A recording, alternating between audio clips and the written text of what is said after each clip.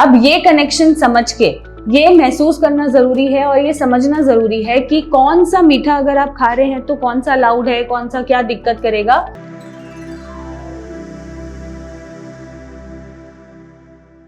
Psoriasis होते ही सबसे बड़ा सवाल ये होता है कि क्या हम मीठा खा सकते हैं या नहीं, क्यों नहीं खा सकते, अगर नहीं खा सकते या कौन सा मीठा हम खा सकते हैं। नमस्कार, मैं डॉक्टर मेघा चतुर्वेदी आज इन सभी सवालों के जवाब देने आई हूँ।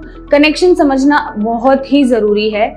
जरूरी नहीं है कि सोरायसिस जब हो रहा है और डायरेक्टली शुगर खाने से आपको सोरायसिस हो रहा है, ऐसा नहीं होता है। बट यस, क्योंकि शुगर एक इन्फ्लेमेटरी आइटम है, बॉडी में इन्फ्लेमेशन को इंक्रीज करता है। ज्यादा खाने से आपके सोरायसिस पैचेस ट्रिगर हो जाते हैं, इंसुलिन रेजिस्टिविटी भी डेवलप होती है, साथ ही साथ फैटी लिवर या शुगर की प्रॉब्लम बढ़ने की भी दिक्कत रहती है। अगर आप शुगर पेशेंट हैं तो बिल्कुल शुगर नहीं खा सकते हैं। अब ये कनेक्शन समझ के ये महसूस करना जरूरी है और ये समझना जरूरी है कि कौन सा मीठा अगर आप खा रहे हैं तो कौन सा अलाउड है, कौन सा क्या दिक्कत करेगा। वेल, जब आप मीठे के ऑप्शन देखते हैं तो आप कोशिश करें कि आप नेचुरल फॉर्म में मीठे को कंज्यूम करें। फ्रूट्स की फॉर्म हो गई, जैगरी आप कर सकते हैं कंजम्पशन, वैसे तो वो भी मीठा है बट लिमिटेड अमाउंट में। आप डेट्स कर सकते हैं। आप नेचुरल जितने भी स्वीटनर्स हैं, जो कुदरती स्वीट हैं, जो कुदरत ने स्वीट डाल के भेजा है, फ्रूट्स हैं, ये सारी चीजें आप कंज्यूम कर सकते हैं। बट अवॉइड करने के लिए आपको क्या अवॉइड करना है? कोल्ड ड्रिंक्स हो गए, बेकिंग सोडास हो गए, पैकेट फूड हो गए, जो मिठाइयाँ बन के आती हैं, दूध में भी मीठा डलता है, दूध की मिठाइयों में भी मीठा डलता है, वो अवॉइड करने की जरूरत है। जितने भी पैकेट फ्रूट जूसेस हैं या पैकेट ड्रिंक्स हैं, ये सभी अवॉइड करने की जरूरत है, क्योंकि ये आपकी इन्फ्लेमेशन बढ़ा सकते हैं, सोरायसिस को ट्रिगर कर सकते हैं। अब ये सवाल उठता है कि कितनी क्वांटिटी में मीठा खा सकते हैं। वेल, ऐसा कुछ नहीं है।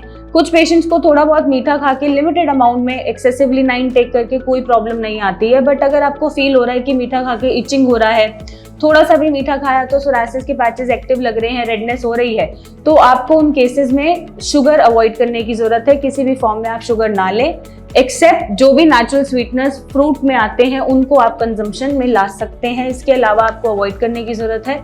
फिर आपको ये ध्यान रखना है, अगर आप शुगर के मरीज हैं और सोरायसिस साथ में है तो बिल्कुल भी शुगर का इंटेक आपको नहीं करना चाहिए।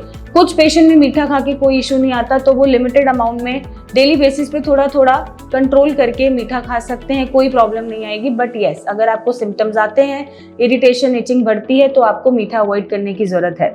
तो सीधा सीधा इस वीडियो का ये सार है, इस डिस्कशन का ये सार है कि जब भी मीठा आप कंज्यूम करें, आपको मेक श्योर करना है कि फैटी लिवर, शुगर जैसी डिसीजेज नहीं होनी चाहिए।